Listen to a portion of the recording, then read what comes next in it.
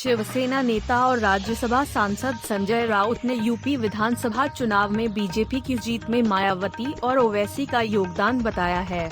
राउत ने कहा, बीजेपी को बड़ी जीत मिली है। यूपी उनका राज्य था, फिर भी अखिलेश यादव की सीटें बढ़ गई है। बीजेपी की जीत में मायावती और ओवैसी का योगदान है। इन सबको पद्म विभूषण और भारत रत्न देना पड़ेगा।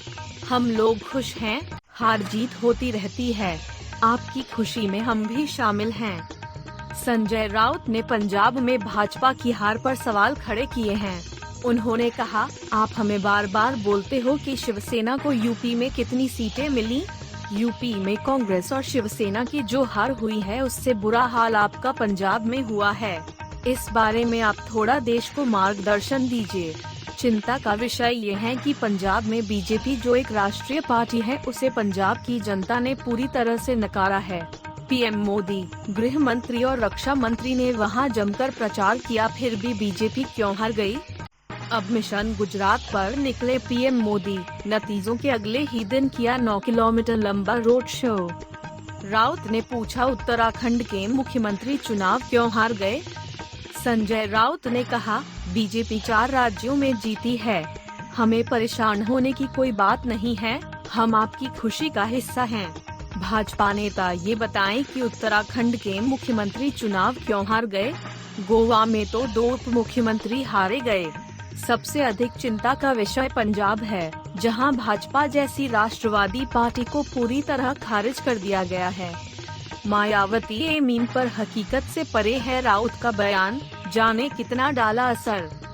संजय राउत ने भले ही भाजपा पर यह चुनावी हमला किया हो, लेकिन राजनीतिक जानकार उनके आरोप को पूरी तरह सही नहीं मानते हैं।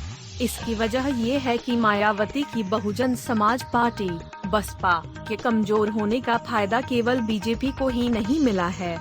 लंबे समय तक बसपा का वोट बैंक रहा दलित समाज कई विधानसभा सीटों पर सपा उम्मीदवारों को समर्थन करता नजर आया है।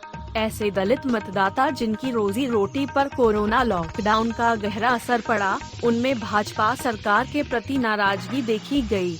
इन मतदाताओं ने सपा प्रमुख अखिलेश को सीएम योगी आदित्यनाथ के विकल्प के तौर पर देखा। जहां तक बातें इमाम चीफ असदुद्दीन ओवैसी की है, वो बिहार जैसा कारनामा यूपी में बिल्कुल नहीं कर पाए। एमीम को आधी फीसदी 0.49% भी वोट भी नहीं मिले हैं।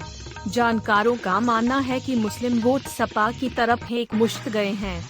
मुस्लिम बहुल विधानसभा क्षेत्रों में कई सपा प्रत्याशियों ने जीत दर्ज की है।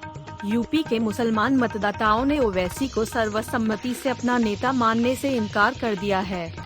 अब इलेक्शन रिजल्ट, स्वामी प्रसाद मौर्य को कैसे भाजपा ने किया चित, यह दांव साबित हुआ game changer.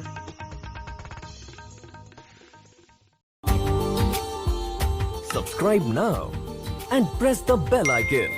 Never miss an update.